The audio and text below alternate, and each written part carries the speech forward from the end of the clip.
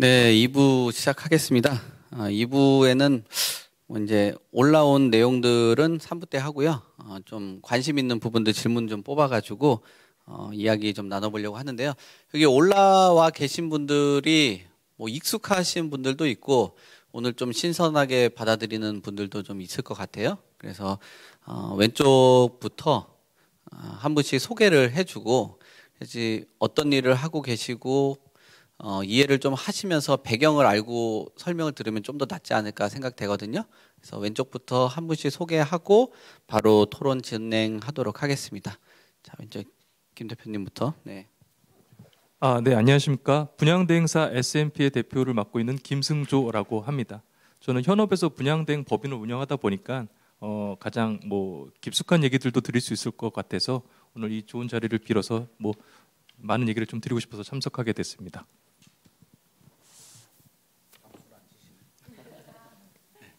안녕하세요. 김인만입니다. 저는 김인만 부동산 경제연구소 운영하고 있고요. 다양한 방송 활동, 강연, 유튜브도 하고 있고요. 여러 가지 활동을 하고 있습니다. 제가 계속 참여를 한 것 같은데요. 오늘 또 좋은 내용으로 이렇게 찾아뵙도록 하겠습니다. 반갑습니다. 예, 안녕하세요. 빌딩 거래 전문기업 빌딩숲의 안유런 대표입니다. 자꾸 불러주셔서 벌써 오늘 세 번째 참여하는 것 같은데 지난번에 뵙던 분들도 계시는 것 같고 오늘 좀 재밌는 주제로 좋은 이야기 전해드릴 수 있도록 노력하겠습니다. 감사합니다. 네, 지금 질문을 좀 시작을 해보려고 하는데요. 아무래도 오늘 주제 자체가 미분양 또 분양 관련된 내용이다 보니까 그걸 조금 더 다른 분들은 좀 많이 만나 뵙기도 했으니까 오늘은 분양 관련된 내용을 실무적으로 접근할 수 있는 대표자가 있어서 질문을 한번 좀 드려볼 텐데요. 지금 우리 걱정들을 많이 하는 그 부동산 시장, 제일 걱정하는 게 연착륙이냐 경착륙이냐 이거에 대해서 고민이 많거든요. 글쎄요, 그 분양 대행업과 또 시행사들하고 밀접하게 만나고 계신 그 대표자로서 글쎄요, 이렇게 경착륙 우려가 있는 상황에서 좀 글쎄요, 그 투자가 유망한 지역이 있을까라는 의구심도 있는데 어떻습니까? 좀 추천할 만한 지역이 있다라고 보세요? 지금 금리 때문에 다들 위축돼 있는 거는 맞지만 분명한 것은 위기 속에 기회가 있고 지금 현업에 있는 분들도 이제 과거보다는 투자 지역이 줄었고 투자 기회가 줄었지 투자 자체가 없어지는 시장은 아닙니다. 그래서 저희는 금년까지는 어쨌든 금리 이슈가 있기 때문에 지금은 조금은 더 지켜보시되 오늘 이 좋은 자리를 빌어서 조금이라도 좀 좋은 기회가 되셨으면 싶어서 제가 조금 짚어드리고 싶은 지역들이 있어요. 그래서 그 질문을 주셔가지고 좀 말씀을 드리고자 하는데 오신 분들도 다 서울에서 오셨을 거로 예상이 되고 다 관심 있는 거는 서울에 관심이 있으실 거예요. 그리고 누구나 다 선호하는 강남 서초, 이 강남의 노른자들을 갖고 싶어하고 투자하고 싶어하고 갈아타기 하고 싶어 하시고 그러면은 우리는 이 지역에 갈 수 있느냐, 내 자금 여력에 따라서 이들 지역으로 입성할 수 있느냐가 가장 큰 이슈일 것 같습니다. 근데 지금 요즘 기사들을 보시면은 부동산 경기가 침체되어 있다, 그리고 가격도 빠진다라고 많이 접하고 계실 텐데 실제 부동산을 임장을 해보시고 강남권을 다녀보시면은 강남 서초의 신축 아파트들은 그렇게 빠지지 않았습니다. 실거래가보다 높았던 호가들이 거래가 안 되고 있을 뿐이지 거래 자체가 줄었지 실제 가격 자체가 많이 빠졌다라는 인상은 오히려 못 받으실 거예요. 대표적인 게 반포 아크로 리버파크 84타입 같은 경우는 여전히 40억 전후로 굉장히 높은 가격을 형성하고 있고 학군 수요가 높은 대치동 같은 경우도 여전히 굉장히 높은 아파트 가격을 유지하고 있습니다. 저도 투자자 입장으로서 이들 지역에 입성을 하고 싶은데 그럼 내가 갖고 있는 부동산을 처분하고 갈아탈 수 있는가라고 봤을 때는 작년보다 오히려 올해 그리고 올해보다 내년이 갭은 더 벌어질 겁니다. 그래서 현실적으로 갈아타기나 투자 수익성을 봤을 때 이들 지역을 노리는 거는 현실적으로는 지금은 분위기에서는 어렵다. 그래서 제가 서울에서 가장 유익 있게 보고 있는 지역은 이곳을 좀 꼽고 싶어요. 저는 여의도를 1순위로 꼽고 싶습니다. 위쪽으로는 용산구도 있고 강남 서초도 있지만 여의도를 제가 여러분 좀 유익 있게 보시라고 하는 이유가 금년까지 서울도시기본계획이 2030 계획이 서 있었는데 연말까지 2040으로 지금 수립이 변경되고 있는 것들 많이들 알고 계실 거예요. 그중에 가장 큰 이슈는 초고층으로 재건축을 허용하는 층수 제한이 완화되는 것이 가장 큰 핵심입니다.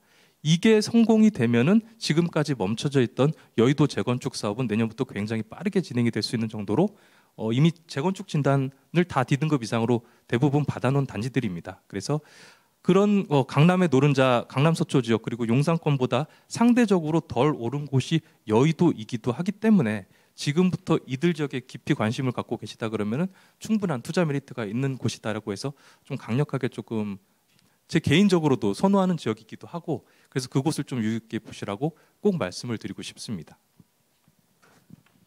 네, 최근에 언론 기사에서 부정적인 내용의 제 멘트가 많이 달리더라고요. 제가 시장을 조금 차갑게 보고 있는 입장인데 또 내면에서 보고 있는 내용들은 김승조 대표님이 좀 긴밀하게 접근을 하고 계시니까 조금 더 현실적으로는 좀 더 가깝게 있다라고 보시면 되고 저는 뭐 크게 보는 입장이기 때문에 시각이 좀 더 다르다라고 보시면 될 것 같고요.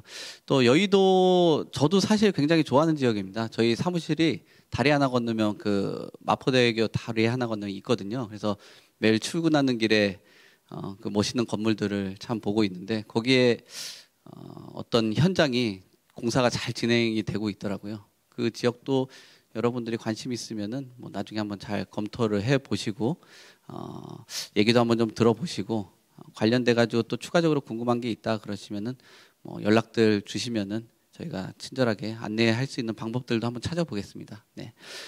소장님께서는 지금 김승조 대표님께서 뭐 여의도라든지 분양 상황에 대해서 설명을 주신 것 같은데 분양 시장 어떻게 지금 좀 진단을 하고 계세요?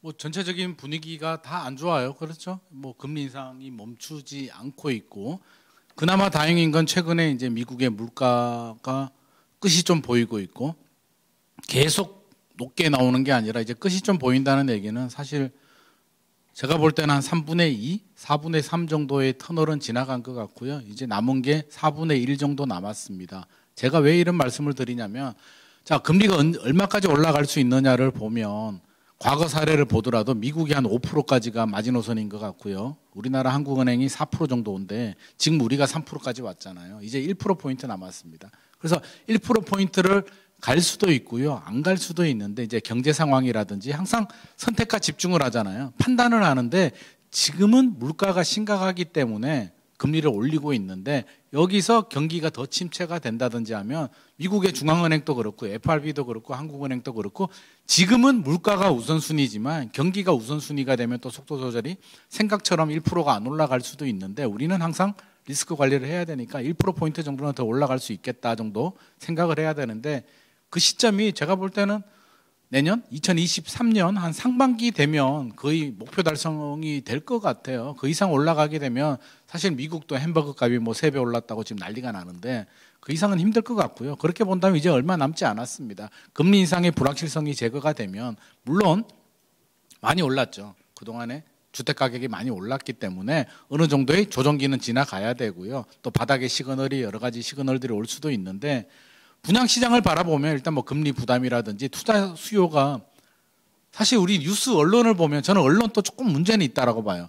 집값 오를 때는 막 난리가 납니다. 집값 오른다라고 막 물론 뭐 클릭수를 올려야 되니까 이해는 되지만 또 내릴 때는 내린다고 막 클릭 막 자극적인 뉴스가 나오다 보니까 그 뉴스를 바라보는 우리 수요자들은 굉장한 피로감을 느끼고요. 완전 극과 극이 왔다 갔다 하거든요. 근데 김승조 대표님 말씀하신 것처럼 좀 냉정하게 보자면 물론 어려운 시기는 맞지만 모든 시장이 다 죽지도 않았고요. 둔촌주공 앞서서 뭐 발표했지만 사실 저는 둔촌주공이 실패하지 않으리라고 보거든요. 둔촌주공이 미분양 나면 아마 투자 심리적으로 본다면 거의 붕괴 수준이 올 겁니다. 둔촌주공도 안 되면 그 가격에 전용 84가 지금 13억이잖아요. 그게 비싼가요? 경기도 광교 신도시도 그거보다 비싼데 올림픽 선수촌 바로 옆에 있는 둔촌주공이 13억은 전 말도 안 되는 가격이라고 보는데 2025년 입주예요.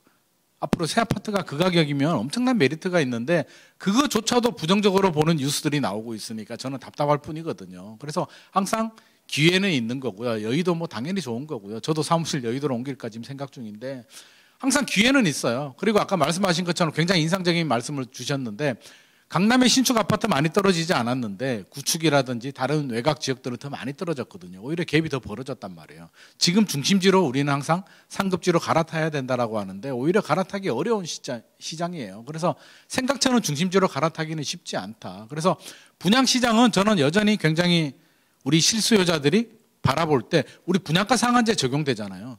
둔촌주공만 보더라도 주변 시세 대비 굉장히 저렴합니다. 그래서 분양시장은 일단 분양가 자체가 굉장히 메리트가 있다. 우리 시장 경제에 맡기면 분양가가 더 올라가야 돼요. 근데 강제로 눌러주기 때문에 가격적인 메리트 그리고 새 아파트 선호도를 따져본다면 분양시장은 여전히 유망하고 우리가 여전히 문을 두들겨야 되는 지역이다. 앞으로 상기 신도시라든지 계속 나올 겁니다. 그래서 분양시장만큼은 저는 소위 말해서 쫄지 말고 좀 청약의 문을 좀 두들겨도 좋겠다라는 말씀을 드리고요.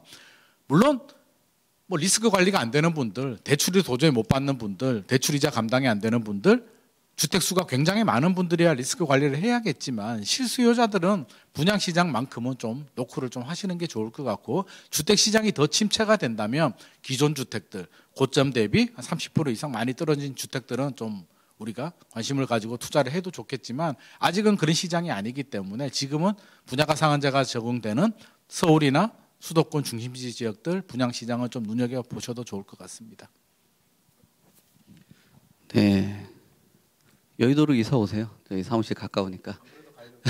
요즘 강남에 계신 분들이 다 마포 여의도로 자꾸 넘어와가지고 참 걱정입니다. 마포는 저의 터전이었는데 요즘에 아주 긴장을 하면서 실력을 좀 쌓아야 되겠다 생각하는데 두 분한테 질문 넘기기 전에 이거 한번 좀 질문 좀 한번 더 짚고 가고 싶어요. 여의도 얘기하는데 여의도 솔직히 굉장히 비싸고 또 아까 어떤 도시 기본 계획에 대해서 이야기를 해주셨는데 그게 또 재건축 단지에는 사실상 이슈가 되는 내용은 맞습니다. 근데 뭐 사실 그 재건축이라는 게 접근할 수 있는 사람들도 한정적이고 그렇다 보니까 그쪽에 또 신축으로 지어진 것들은 뭐 보통 프라임 건물급이나 이런 것들이나 볼 수 있는 상황이잖아요. 그 뭐 기회를 찾고 싶어도 뭐 강남 다 좋은 거 다 알고 여의도 좋은 거 누가 모르겠습니까, 그죠? 예, 그런 데서 좀 찾을 수 있는 기회 상품들이 있다라고 생각을 하시고 얘기를 하시는 거지 아니면은 그냥 뭐 뜬구름 저희 보고 잡으라고 하시는 건지 좀 궁금해서. 네. 다들 여의도에 관심 많으실 거라고 생각이 되는데 혹시 여의도 브라이튼이라는 단지 들어보신 분 계신가요? 없으시죠? 이래서 제가 조금 말씀을 드리고 싶었는데 여의도가 사실은 강남보다는 준강남권으로 관심들은 높지만 사실 많이 모르세요. 여의도 분들은 다 아시지만 여의도를 벗어난 곳에서는 사실은 많이 모르시는데 여의도 MBC 부지가 이제 개발이 되고 있고 그 자리에 들어서는 아파트 단지 이름이 브라이튼이라는 이름으로 지금 공사가 한창 진행되고 있습니다. 서울은 고분양가 심사로 규제를 받다 보니 서울 지역의 좋은 땅들은 사실은 분양가를 높게 못 받았어요. 그래서 많은 사업 시행자들이 후분양을 선택하기도 했는데 그러한 후분양 전략으로 공급되는 단지가 여의도에 내년 6월, 7월경에 이제 준공되는 단지 브라이튼 여의도란 단지가 있습니다. 요거 꼭 오늘 돌아가시면 한번 찾아보세요. 이 정보만 알고 가셔도 진짜 괜찮은 투자처를 하나 알고 가시는 거다라고 좀 자신 있게 말씀드리고 기존의 서울의 아파트를 분양받으려면은 청약 통장이 있으셔야 되고 그것도 가점이 높으셔야지 당첨이 되셨어요.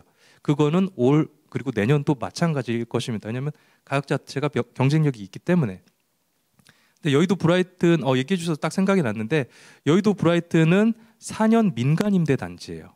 그리고 심지어 준공 후에 공급이 되는 분양이라기보다는 어떻게 보면은 매매 단지라고 보시면 될 것 같아요. 이런 특수성이 있는 단지라 청약 자격이 없습니다. 그리고 분양도 아니고 임대로 공급되는 단지이기 때문에 지금같이 시장 상황이 가격이 좀 하락할 수도 있고 불안하신 분들한테는 오히려 4년 동안 임대로 사시면서 이제 분양도 받을 수 있는 기회가 주는 그런 단지로 지금 공급이 될 예정입니다. 그래서 저희가 그 사업을 하는 것도 아니에요. 근데 저는 실제 투자자로 그 단지를 굉장히 관심 있게 보고 있습니다. 그래서 내년에 공급되면 저도 청약을 하려고 지금 아는 분들은 다 서로 이제 준비를 하고 있는 단지이기도 해서 공유를 드리는데 이런 단지 같은 경우에는 4년 동안 내가 살아보고 나서 결정되는 가격으로 분양을 받는 형태이기 때문에 충분히 안전하게 접근이 가능하고 서울의 좋은 자리에 전세 형태로 들어가서 신축 여의도에서 거주할 수 있다라 그러면 굉장히 메리트가 있을 것으로 봐서 굉장히 관심 있게 보고 있는 단지고 실제 여의도 입주를 하고 싶다 내년에 그러면 여의도 브라이튼 외에는 없습니다. 지금 재건축 단지들이 준공되는 거 외에는 공급될 아파트들이 전혀 없기 때문에 향후 10년의 유일한 신축일 거고 한강변에 위치하고 있는 49층 초고층으로 건축이 될 예정이기 때문에 굉장히 랜드마크가 될 것이라고 저는 좀 예상을 하고 내년에 저도 이제 좀 관심 있게 보고 있는 단지라서 한번 지켜보시라고 좀 말씀을 드리고 싶어요. 그 지역 얘기 나오다가 상품 나오니까 열심히 적고 계시네요, 다들. 예, 진짜 괜찮아요. 사실 제가 이게 후분양이다 뭐다 얘기가 있기 전에 저도 가봤었거든요. 개인적으로 좀 오피스텔 하나 얻어서 사무실로 개인적으로 좀 쓰고 싶어가지고 저도 좀 봤었습니다. 근데 아쉽게도 말씀하신 것처럼 시간이 좀 필요한 그런 사업지라서 뭐 아마 김희만 소장님도 계시고 또 분양 관련된 일 보시는 분들은 다 그쪽에 굉장히 그냥 그런 지역입니다. 참 참고 잘 하셨으면 좋겠고요. 재건축 재개발 관련돼 가지고 특히나 그 재개발이 아닌 재건축 형태 공급될 수 있는 곳들이 한정적이다라고 말씀 주셨기 때문에 잘 참고하셨으면 좋을 것 같아요.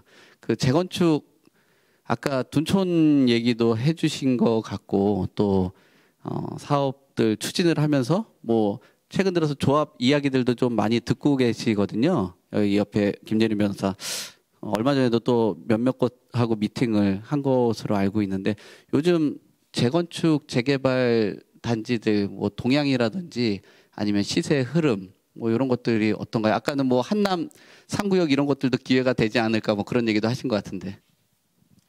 사실 이제 재개발 재건축 시장도 지금 예전에 한참 이제 재건축 규제가 되게 많을 때 그때는 재개발로 좀 풍선 효과가 생겨서 재개발 물건들이 갑자기 엄청 많이 올랐었거든요. 그랬다가 최근에는 이제 사실 재개발 물건이나 이런 거는 대출도 잘 안 되잖아요. 그러다 보니까 이제 그 좀 많이 조정을 받고 있죠. 최근에 조정을 많이 받아서 실제로 이제 한남이나 성수나 뭐 이런 쪽도 되게 그 재개발 구역 중에서는 제일 좋은 구역이다. 이렇게 볼 정도로 입지적으로도 뛰어나고 모두가 이제 그 거의 들어가고 싶어하고 뭐 이런 구역이기는 한데 근데 굉장히 이제 조정받은 이제 가격이 좀 저렴한 매물들이 많이 나오고 있어요. 그래서 뭐 이런 것들을 좀 보시면 사실 이제 현재로서는 좀 내가 매도를 하려고 하면 좀 어려운 상황이죠. 이제 어려운 상황이신데 매수를 계획하고 계신다라고 하면 재개발이나 이런 데는 사실 이제 뭐 프리미엄만 붙어서 거래되는 매물들도 있거든요.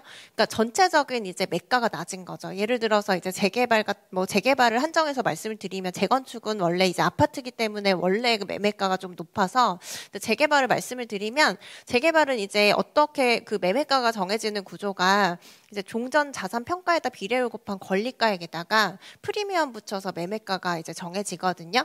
그래서 내가 나중에 조합에 인정받는 금액은 내 이제 종전 자산 평가 금액의 비례율 곱한 그냥 감정 평가 금액이라고 생각하시면 쉬운데 그 금액이에요. 그래서 이제 조합원 분양가로 뭐 분양을 싸게 받더라도 내가 이제 인정받은 그 감정 평가 금액 말고 나머지 차액은 또 조합에 내야 되는 구조거든요. 그렇긴 한데 이제 거기에 별도로 이제 왜 재개발은 그 감정 평가액은 굉장히 낮을 거잖아요. 근데 왜 매가가 높게 형성이 돼 있냐면 프리미엄이라는 게 붙어서 매가가 높은 거거든요. 그래서 이제 보통 이제 이거를 고려했을 때는 사실 재개발 같은 경우에는 이제 무허가 건물이나 뭐 이런 경우에는 거의 감정평가 금액이 없어요. 없기 때문에 프리미엄만으로 거래가 돼서 그래서 이게 무허가 건물이라고 해서 다 나오는 거는 아니고 이제 일정한 그 조례에 정해진 요건을 충족한 경우에는 이제 받을 수 있거든요. 그래서 그런 물건들이 좀 거래가 돼요, 시장에서. 근데 이제 재개발 구역에서 그런 거는 사실 감정평가 금액이 거의 없기 때문에 이제 프리미엄만으로 왔다 갔다 하니까 좀 이제 가볍죠, 물건 자체가. 그래서 인기가 굉장히 많고 그런 것들이 이제 한남동에도 뭐 한 8억에서 9억 사이로 나오기도 하고 그 이하로도 좀 나오는 것들이 있고 한데 그런 물건들 뭐 찾아서 투자해 두시면 나중에 이제 시장이 또 좋을 때 그 어느 정도 이제 그 수익을 많이 누리실 수 있지 않을까라는 생각이 듭니다. 옆에서 계속 기침을 하고 있어 시끄러워가지고요. 농담이고 지금 우리가 주택 얘기를 계속 하고 있는데 뭐 빌딩에 관심이 있으신 분들 항상 있으셔가지고 자꾸 부른다고 그러는데 이제 다음부터 안 불러야 되겠어요. 관심 있어 하시는 분들이 몇몇 곳이 있더라고요. 또 끝나고 나면 저한테 어떤 뭐 설문조사 같은 걸 해서 저한테 보내주셔가지고 그것들 잘 참고를 하면서 좀 섭외를 했습니다. 근데 조금 어려운 질문 한번 해볼게요. 사실 우리가 상품들을 뭐 중개를 하고 거래를 하지만 그 앞단에 놓여 있는 것들은 어떤 공급자들 또 어떤 기획을 해서 시행을 할 거냐 이런 사람들의 입장들도 고려를 해보면은 시장의 동향이나 이런 부분들 좀 파악하기가 쉽거든요. 안 대표님이 빌딩 거래를 하다 보면 뭐 저희 주변에 있는 뭐 디벨로퍼나 이런 분들도 최근에 토지값이 많이 오르고 또 적정한 부지를 찾기 위해서 빌딩을 매입을 많이 해요. 빌딩을 매입을 해서 그 부지를 멸실을 하고 다시 신축하는 형태의 그런 개발 방식도 많이 하는데 요즘에 분양 경기라든지 거래 침체 이런 것들이 있다 보니까 빌딩 거래를 하시면서 신축 행위를 하시는 분들 뭐 이런 시행하시는 분들의 시장 환경이나 분양 상황이 어떤지 좀 듣고 싶습니다. 네, 빌딩 거래를 사실 주로 하고 있기는 한데 그 빌딩이라는 것 중에는 사실 시행사 대표님들도 정말 많이 계세요. 결국에는 이런 시행사에서 좋은 부지들을 매입을 하고 수지 분석을 통해서 이제 분양이 되겠다 안 되겠다 이렇게 사전 조사를 통해서 이제 부지를 매입하고 개발을 하시게 되는데 사실 분양이랑은 분양 이전에 앞 단계에 있는 단계죠. 시행사가 부지를 매입을 해서 개발을 해야 이제 여러분들께 좋은 상품을 만들어서 이제 분양을 할 수 있게 되는 단계인데 사실 시행사랑 저희가 이제 이야기를 많이 해보고 컨설팅을 좀 해드리다 보면 요새 사실 괜찮은 사업 부지가 잘 없어요. 예, 서울도 마찬가지고 일반 경기권으로 나가더라도 물론 아예 없는 건 아니지만 그 중에서 이제 옥석 가리기가 정말 중요해지는 시점인 것 같고 이분들 입장에서도 여러분들과 마찬가지인 수요자랑 다르지 않게 지금 금리가 많이 오르고 있다 보니까 사업성이 많이 떨어질 수밖에 없겠죠. 그래서 금리 인상이 물론 가장 중요한 지금 이슈 중에도 하나고 이분들도 결국엔 금융상품과 결합을 해서 대출을 많이 받아가지고 사업을 하시는 분들이기 때문에 이런 부지 선정에 대해서 굉장히 더 까다로워질 수밖에 없습니다. 요새 서울 대로변이나 이런 역세권들을 보더라도 가격이 정말 사실 비싸거든요. 그럼 부지를 가지고 계신 분들께서는 여전히 지금 가격이 뭐 떨어진다 아닌다 뭐 판단하기는 서로 각자 다르지만 호가는 물론 조정되고 있는 시장인 건 같아요. 근데 애초에 비쌌던 가격이 호가가 조정이 되는 거지 가격이 지금 시세가 하락한다 느낌은 아니기 때문에 여전히 아직도 가격이 비쌉니다. 저희 사업 부지를 검토를 하더라도 여전히 비싼 가격 속에서 지금 이런 부지조차 공급이 제대로 안 되고 있는 이런 중소형 분양의 상황에서도 정말 옥석 가리기가 더 중요해진 시장인 것 같아요. 그래서 이 중에서 아까도 뭐 좋은 지역 많이들 말씀해 주셨는데 뭐 강남 소초는 사실 말할 게 없죠. 가격이 워낙 비싸서 문제인 거고 여의도에 대한 그런 부지들도 굉장히 메리트로 다가올 수 있고 근데 사실 여의도도 대형 부지들 위주이기 때문에 정말 아까 말씀하신 뭐 브라이튼이나 이런 상품들도 정말 기회가 될 수 있는 유일하게 검토할 수 있는 그런 부지가 될 수 있을 것이고 아까 또 소장님께서도 여러 이제 말씀해 주셨던 둔촌주공 같은 경우도 저 같은 경우는 지금 일반 모집 공고가 한 3,820만 원대 그 정도에 이제 확정이 난 것 같아요. 근데 다음 주 이제 앞두고 이제 네달 앞두고 있는데 사실 요게 저 같은 경우도 분양이 미분양이 나면 조금 우려되는 상황이 펼쳐지지 않을까 저도 조심스럽게 생각을 합니다. 아까 진짜 좋은 말씀 많이 주셨듯이 3,800만 원대면은 그 정도 입지에 그 정도 가격에 그 정도 상품이면 전 개인적으로 괜찮다고 보거든요, 사실. 저도 많은 관심을 가지고 있고 저도 아직 무주택자입니다. 그래서 저도 아직 많은 관심을 가지고 있기 때문에 그런 옥석 가리기 시장으로 봤을 때 정말 좋은 상품이고 좋은 입지고 좋은 가격으로 다가온다면 예전에도 마찬가지였어요. 미분양이 났던 시절도 예전에도 있었습니다. 근데 결국에는 어떻게 됐나요? 가격 폭등하고 정말 많이 올랐었죠. 물론 지금 조정을 다시 받고는 있다만 그런 것들을 봤을 때 미분양이 곧 이제 위기일 수 있지만 내가 선택할 수 있는 좋은 상품들 옥석 가리기 속에서도 다시 기회가 되지 않을까라고 좀 객관적으로 신중하시되 바라봐 주셨으면 하는 그런 시장입니다. 둔촌주공 얘기가 많이 나오네요. 얼마 안 남아서. 뭐 이제 9억 선 정도면은 뭐 중도금을 활용할 수 있는 걸로 알고 있고 그 이상이면 현금인데 글쎄요 모르겠네요. 저는 그 13억 정도의 금액이면 한 두세 배도 다른 방식으로 하면 할 수 있는데 그거면은 나중에 더 좋은 것도 살 수 있지 않나 생각도 들어서 실거주를 희망하시는 분들은 둔촌주공이 굉장히 좀 메리트가 있다. 왜냐하면 단지 규모도 있고 환경이라든지 이런 것들이. 근데 거주가 아니라 투자로 13억 굉장히 좋은 기회가 기다리고 있다라고 저는 봅니다. 네. 그러니까 아마 안 대표님도 본인 무주택자라고 하면서 본인 다른 거로는 돈 잘 벌고 있는 걸 알고 있거든요. 그러니까 그거 집에다 안 묻어두는 거예요. 아직 젊기 때문에. 그러니까 집으로 투자 수익을 올릴 수 있는 것들은 중도금 활용하고 또 분상제 적용이 되고 또 아까 그 김승조 대표님께서 말씀하신 이런 전략들을 수입한 그런 것들은 뭐 수익성이 좋은데 자 뭐 여러 고려를 한번 잘 해보십시오. 네. 지금 빌딩 얘기를 하셔가지고 이야기 듣는데 저는 그렇게 생각하거든요. 주택보다는 당분간은 뭐 둔촌주공이다 이런 것에 관심이 있지만 상업용 부동산 쪽이나 이런 쪽을 활용하시면은 꽤 괜찮은 시장이 앞에 있지 않나 생각도 들거든요.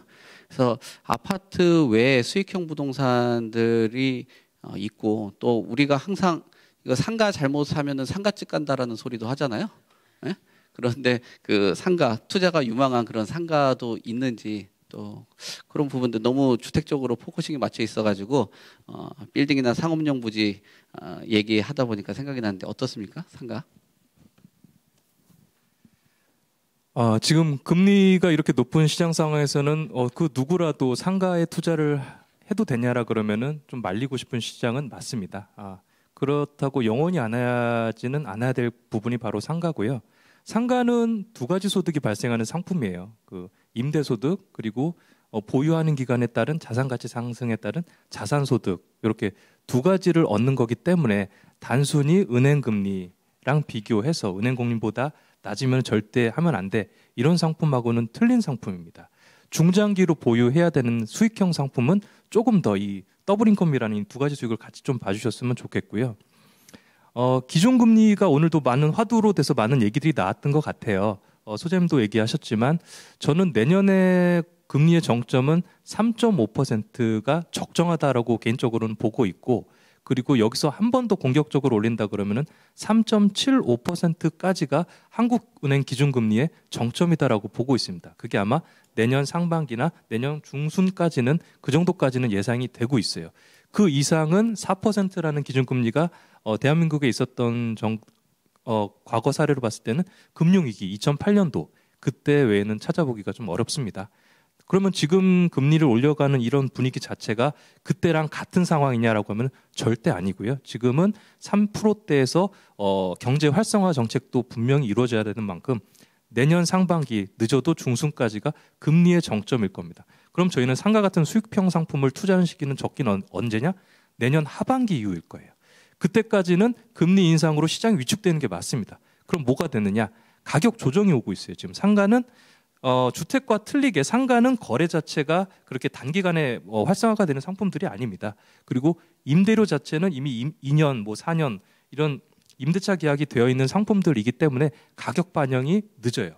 하지만 내년까지는 그 조정기를 거칠 것으로 예상되는 만큼 상가는 특히 내년 하반기 이후에 지금 금리에 맞는 수익률에 맞는 가격 조정이 일어난 다음에 매수를 하시면은 충분히 유효하다. 단 5%까지 되는 상가는 내년까지도 찾기는 어려우실 거예요.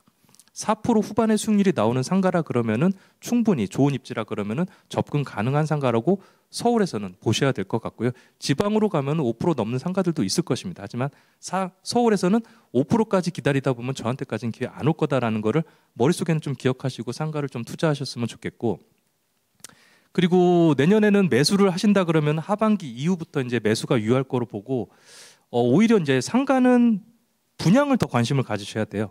내년에 공급되는 분양 상가들은 제가 예상컨대 두 가지 이슈가 있을 겁니다. 과거처럼 높은 분양가로 못 나와요. 시장이 위축되어 있고 대출금리가 오르기 때문에 소비자들도 굉장히 똑똑하신 분들이 투자자이시기 때문에 지금 설득이 가능한 분양가로 상가들이 나올 겁니다. 그 중에 옥석을 가리셔야 되고, 그리고 상가를 내년에 만약에 분양을 받으시는 분들이 있으시다라 그러면은 공사 기간이 한 3년 정도가 소요될 거예요. 그러면은 내년부터 3년 후가 되는 실제 준공되는 상가의 시점은 2026년도 이후가 될 겁니다.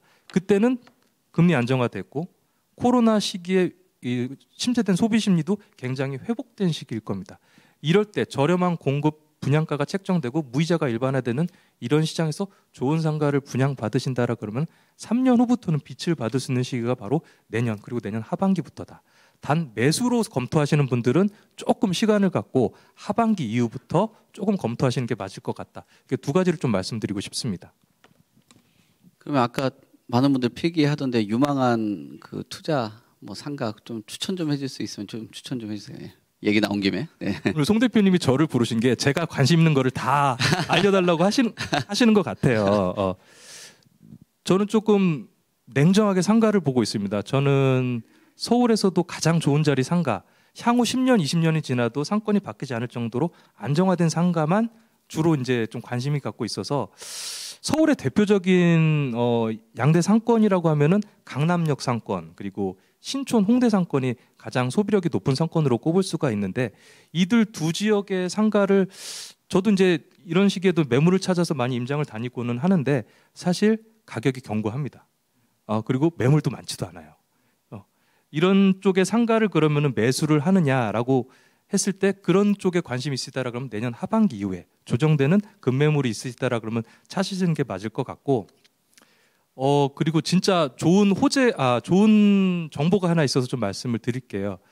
신촌 홍대 상권 뭐 많이들 가보실 것 같은데, 가보시면은 노후된 건축물이 스트리트 형태로 해가지고 굉장히 상권이 젊은 층들이 많이 찾게끔 공연도 많이 이루어지고 이렇게 되어 있는 곳이 바로 신촌 홍대 상권이에요. 근데 서울에서 역세권 활성화 사업으로 부지를 개발하게 허용해준 땅이 있습니다. 그곳이 바로 이제 KT 신촌지사 부지인데, 이것도 돌아가시면 한번 네이버 찾아보시면 검색해서 찾아보시면 좋은데, 홍대 입구역 바로 인근에 위치하고 있고, 신촌에서 KT 지사에서 보유하고 있던 그 KT 신촌지사 부지가 내년이면 사업을 할 것 같아요. 그럼 그 자리가 제가 사실은 이 강남역 상권이나 신촌 홍대 상권에서 공급될 만한 상가 자리 중에 부지 면적도 굉장히 큽니다. 1,500평 정도 되는 부지이기 때문에 충분한 면적을 갖고 이렇게 복합 개발이 될 수 있는 자리, 그리고 서울에서도 손에 꼽히는 자리에 상권이 위치하고 있다는 것 때문에 공급 시기는 저는 내년으로 예상을 하고 있고, 그게 상반기일지 중순일지는 모르겠어요. 그래서 정보를 많이 좀 저도 파악하고 있는데, 만약에 상가에 관심 있다라 그러면은 저는 이쪽 홍대 쪽에 위치한 신촌 KT 신촌지사 부지, 아직 사업명도 정해진 건 아니에요. 이제 내년 초에 이제 윤곽이 될 텐데, 요거를 관심 있게 가지신다라 그러면은 이런 상가는 향후 10년, 20년 동안은 절대 괜찮은 자리일 거기 때문에 좀 관심을 가지시라고 좀 말씀을 드리고 싶습니다. 엄청 좋은 소스네요. 보통 다 만들어진 거 보거나 만들려고 분양들 하는 상황들 보는데, 뭐 앞으로 기획 단계에 있는 거부터 정보를 듣는다라는 거는 사실 뭐 시행사든 또는 뭐 분양 대행사든 뭐 PT를 한다든지 뭐 컨설팅 수백만 원, 수천만 원 내 가지고 용역 검토 다 하고 하는 거거든요. 근데 그런 얘기들을 듣는다라는 것만 해도 다음부터 안 불러야겠어요. 네, 나 혼자만 들어야 되니까. 네, 그렇습니다. 뭐 어떻게 동의하세요? 상가가 기회가 될 수도 있다라는 얘기도 하시는 것 같은데 어떻습니까? 뭐 동의하는 부분도 있고요. 뭐 일부 좀 다른 의견이 있을 수도 있는데, 일단 우리가 봐야 될 건 아파트 시장하고는 다른 시장이에요. 상가와 아파트는 구분을 좀 해야 되고요. 아파트는 친구 따라 강남 간다고 시장 가치에 따라서 오를 때는 그냥 올라가지고 내릴 때는 같이 내려가지고 흐름만 잘 타도 친구들이 투자할 때 같이 따라가도 성공하는 게 아파트 시장인데, 상가는 그렇지가 않거든요. 옥석을 좀 가려야 됩니다. 정확한 계산이 필요하고요. 대표님 말씀하신 것처럼 좋은 입지 당연히 중요하고요. 수익률도 중요한데 최근에 수익률이 잘 안 나오죠. 최근에 매매 가격이 많이 오르고 땅값도 많이 오르고 했기 때문에 수익률을 결정하는 요인은 일단 월세를 많이 받거나, 그렇죠? 월세를 많이 받으면 수익률이 올라가고, 또 매매 가격이 좀 내려가주면 수익률이 올라가는데 월세를 막 올려받기는 힘들어요. 요즘 경기도 안 좋은데 누가 월세를 주인이 임대인이 올려달라고 하면 안 올려주잖아요. 그래서 저는 관심 있게 좀 봐야 되는 게 최근에 금리도 올라가고요. 분위기도 안 좋잖아요.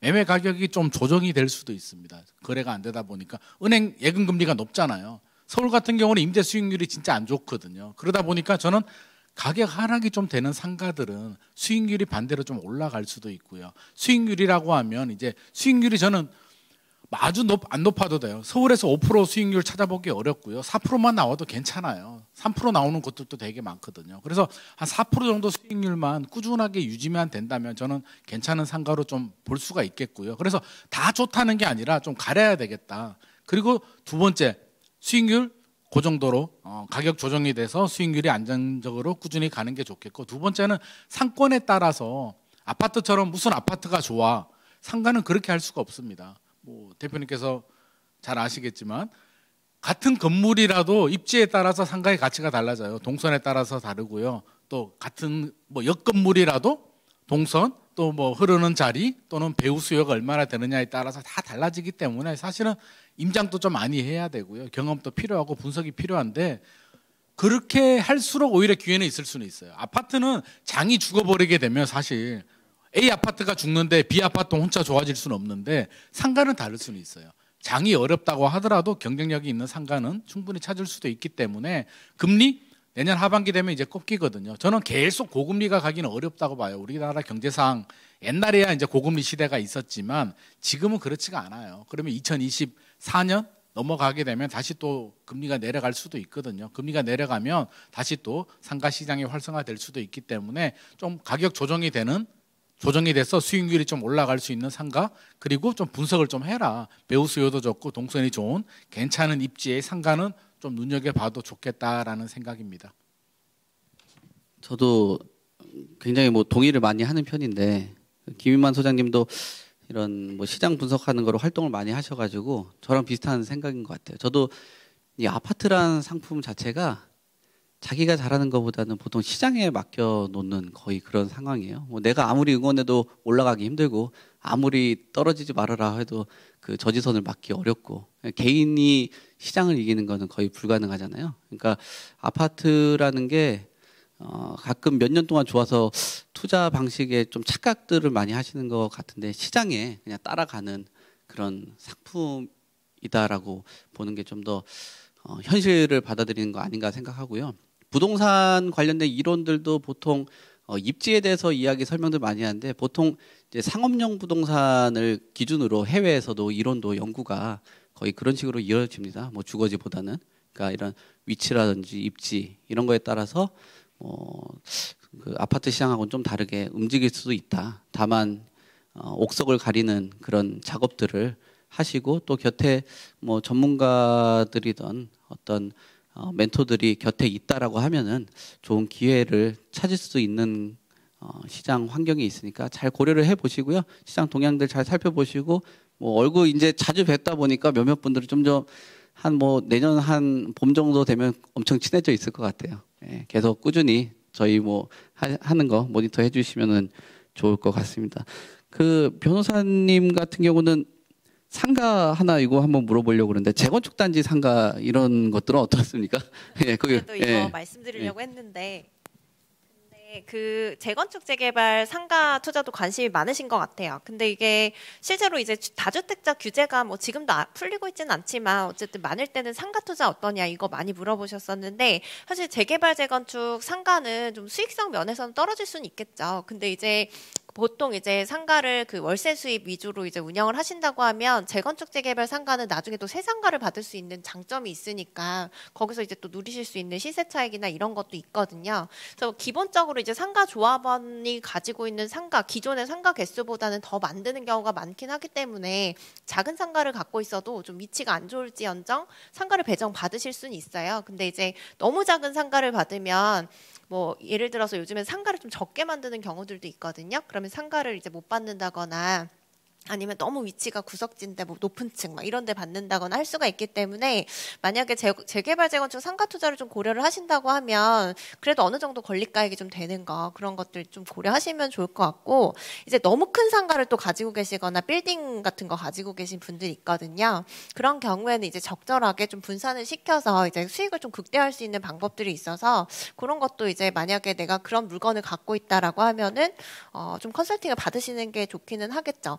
그리고 이제 강남 재건축 단지 같은 데들은 정관에 아예 못을 박아서 상가를 갖고 있어도 아파트 받을 수 있는 경우들이 있긴 있거든요. 그래서 뭐 신반포 2차 같은 데들도 이제 뭐 정관에 아예 못이 박혀 있는데 다만 이게 조합원 분양가로 받을 수 있냐, 일반 분양가로 받을 수 있냐, 요거는 좀 차이가 있을 수는 있는데 어쨌든 그런 곳들도 있어서 이제 상가를 가지고 그 재개발 재건축 상가 투자나 뭐 이런 것들도 나쁘지 않다라는 거 말씀드리고 싶고 그리고 또 한 가지 말씀드리고 싶은 거는 아예 상가만 재건축 다시 하는 데들이 있거든요. 그래서 뭐 시장 재건축이나 상가 재건축이나 이런 것들도 별도로 있어요. 그래서 대치동에 지금 남서울 종합상가인가 거기도 진행을 하고 있는 걸로 알고 있는데 보통 이런 데는 이제 정관의 분양 자격을 정하죠. 그래서 보통은 어떻게 되냐면 상가를 이제 내가 가지고 있는 층수에 비슷한 상가를 하나 배정을 받고 뭐 무주택자 같은 경우에는 그게 보통은 주상복합으로 개발이 되거든요.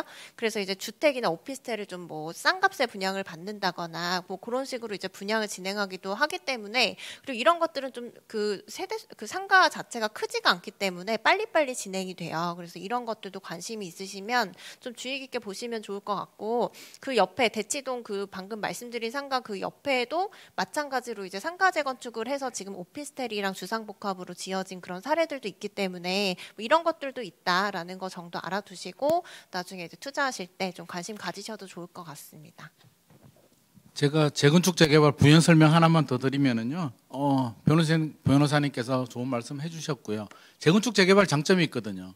예전에 자리를 잡고 시간이 지났기 때문에 상권이 다 좋아요. 좋은 자리에 잡고 이미 중심지로 성장한 지역이기 때문에 그 지역이 재건축 재개발이 돼서 새롭게 개발이 되더라도 이미 검증이 끝난 거예요. 이미 상권은 좋고요. 좋은 상권이기 때문에 상당히 성공 확률이 높다는 말씀 드리고 싶어요. 그래서 아파트 받아도 좋고 상가 받아도 좋은데 그런 상권에 대한 불확실성은 상당히 제거되는 시장이다라는 말씀 드리고 싶습니다. 또 하실 말 있으신가요? 없나요? 그래도 안 대표님 주택 얘기하면서 이제 글쎄요 뭐 전문가분들 또 현업에 또 계신 분들 상가 또 바라보는 시각들이 있는데 또 회의할 때 주택 얘기 같은 것들 하면서 야 저기는 분양이 이렇다는데 우리는 좀 다르게 돌아가지 않냐? 뭐 좋지 않냐? 뭐 이런 얘기들도 좀 나올 것 같은데 어떻습니까? 그 빌딩 업계에 계셨을 때 그쪽에서 보는 분양 경기는 어떻게 보고 있습니까? 왜냐하면은 그런 수요들이 또 빌딩 쪽으로 뛰어들 수 있는 거고 아니면은 그런 수요들이 같이 소멸돼서 빌딩 업계에도 뭐 타격을 받을 수 있는 거로도 보여지는데. 네. 물론 지금 분양 시장이 좋지 않죠. 지금 올해도 그렇고 내년까지도 그게 상반기 뭐 하반기까지 어떻게 펼쳐질지는 사실 저도 뭐 정확하게 예측은 할 수가 없습니다. 이 거시적인 시장을 제가 이게 한 사람이 예측을 한다는 건 사실 불가능에 가깝고 근데 지금 분위기를 봤을 때 내년 상반기 이후까지는 분명히 이런 냉각기가 좀 이어지지 않을까 싶어요. 근데 저희도 지금 주택시장 뭐 거래를 뭐 저희가 주도하거나 뭐 그러지는 않고 있습니다. 전혀. 저희는 이제 빌딩 쪽으로 컨설팅을 많이 해드리고 근데 이게 아예 동떨어져 있느냐 또 그런 건 사실 아니거든요. 이제 주택시장의 영향이랑 이 상업용 부동산 시장의 영향이랑은 물론 분리해서 생각을 해야 되는 부분이긴 하지만 아예 다르다고 또 할 수는 없습니다. 이게 한 번 또 뒤집으면 또 상업용이고 한 번 또 뒤집으면 주거용이기 때문에 그리고 저희가 아까 말씀드렸듯이 이런 시행부지 개발이나 이런 쪽과 관련해서도 분양과 분명히 밀접한 관련이 있고 시행사 하시는 분들도 이제 개발해서 분양하는 분들이 많기 때문에 지금 이런 미분양 시장이 이어지고 있는 상황 속에서 금리도 계속 이어지고 있는 이 상황 속에서 저희 빌딩 시장도 물론 좋지가 않습니다. 거래량도 확실히 많이 줄었고 가격적인 부분에서도 호가 조정이 많이 받고 있어요. 그래서 지금 약간 어쩔 수 없이 좋은 물건이 나와도 사지를 못하는 거예요. 사실 지금 시장에선. 왜냐면 물건 좋은 건 알겠는데 지금 금리가 너무 올라가다 보니까 이자 부담이 2배, 3배 지금 넘어가고 있거든요. 그 상황 속에서 지금 현재 저희 서울에서도 특히 강남권 같은 경우는 수익률이 정말 안 나와요. 1%대, 2%대, 진짜 뭐 투자 가치만 보고서 수익률이 이렇게 안 나와도 그냥 고 하는 건데, 지금 상황에서 사실 그럴 수 있는 분이 과연 몇이나 될까? 땅값은 앞으로 쭉 오르겠지만 지금 이 이자 감당을 몇백, 뭐 심하게는 뭐 1,000만 원 이상까지도 부담을 마이너스를 쳐야 되는데 현실적으로 사실 쉽지가 않습니다. 이렇게 뭐 땅값이 오르거나 이런 것들도 예측을 하는 거지 사실 뭐 보장된 수익은 사실 아니거든요. 저희 상업용 쪽에서도 뭐 수익률과 그리고 수익률로 절대 따라갈 수 없는 게 이제 자본 이득인데, 이런 것들을 정확하게 판단하기 지금 어려운 상황 속에서 저희도 사실 여러 가지 뭐 문의들도 많이 받고 앞으로 뭐 상업용은 어떻게 될까요? 또 저희 중에서도 통 건물 매매가 잘 안 되는 경우들은 분양 단계 이후에 이제 매매 단계지만 이거 이제 뭐 등기를 쪼개가지고 이제 뭐 개별 매각을 한다든지 이런 경우들도 이제 그런 대책을 세우시는 분들이 있는데, 사실 그렇게 돼도 잘 팔리지가 않습니다. 저희 상업용 건물에서도 그 땅의 가치가 중요하기 때문에 그거를 구분 등기해서 판다고 치더라도 그거는 땅의 값어치에 대한 수익을 사시는 게 아니에요. 사시는 분들 입장에선. 그렇기 때문에 저희랑 뭐 주거용은 조금 시장은 다르지만 지금 현재 이런 미분양 상황 속에서 저희도 상업용 시장도 물론 힘든 상황이고, 아마 내년까지는 좀 신중하게 좀 보시고, 대신에 내년 이후에 신중하게 계속 보시다가 좋은 물건, 정말 그게 뭐 주택이 됐든 뭐 상가가 됐든 건물이 됐든 그걸 잡으시려면 아예 관심을 놓으시면 안 돼요. 지금부터도 계속 공부하시고 시장에 지속적인 계속 관심을 바라보시고 계속 관심을 두셔야지 나중에 정말 좋은 물건이 나왔을 때 이게 뭐 똥인지 된장인지 그때 판별이 될 거 아니에요. 지금부터 아예 관심을 한 3개월 안 가지시면 거의 한 1년을 놓치게 될 수 있기 때문에 지속적인 관심과 그런 공부는 필요한 시기다. 내년까지는 신중하시되 여러 가지 옥석 가리기에 대한 관심을 좀 많이 가지셨으면 하는 그런 시장입니다. 네, 뭐 이제 그 토론 관련돼서는 한 이 정도 진행을 하면은 좋을 것 같다는 생각 들고요. 뭐 개인적으로는 혹시 단독주택이나 이런 주택 갖고 계신 분이 있으시면은 조금 의뢰 같은 거 해보셔도 좋을 것 같아요. 뭐 저희도 계획을 잡고 있고 컨설팅 계획을 하고 있는 게 이제 건설임대 관련된 그 사업자들 관련해서 좀 생각을 하고 있거든요. 여러분들 뭐 부동산 관련돼서 세금이 굉장히 무겁고 할 겁니다 앞으로. 근데 단독주택 보유하신 분들은 뭐 새롭게 뭐 개발을 한다든지 그렇게 된다면 세제적인 부분이나 이런 분들이 상당히 좋고, 또 그 개발 형태나 최근 부동산 트렌드라든지 동향에 맞는 그런 개발 형태가 돼야 되거든요. 그런 방식이 뭐 지금처럼 이렇게 어렵고 세금에 대한 압박, 금리에 대한 부담감이 있을 때는 이런 개발 형태, 뭐 본인도 괜찮고 어머니 아버지도 괜찮고 주변 지인도 괜찮고 하니까 의뢰를 적극적으로 해주시면은 그런 부분은 제가 좀 도와드릴 수 있으니까 한번 나중에 좀 꼭 한번 찾아오셨으면은 좋겠습니다. 자, 이제 뭐 질문 질의응답 시간을 좀 가지려고 하는데 어떻게 우리 스태프분들 좀 준비가 되셨나요? 10분만 좀 쉬었다 할까요? 10분 정도 쉬면서 궁금한 거 있으면 메모라든지 카카오톡에다가 남겨주시면은 저희가 여기 계신 분들이 답변할 수 있는 거, 굉장히 미시적으로 들어가긴 좀 어려워도 전체적인 간략하게 답변 드릴 수 있도록 하겠습니다. 한 10분만 잠깐 쉬었다가 한 30분 정도 그 질의응답 받고 오늘 일정 마무리하도록 하겠습니다.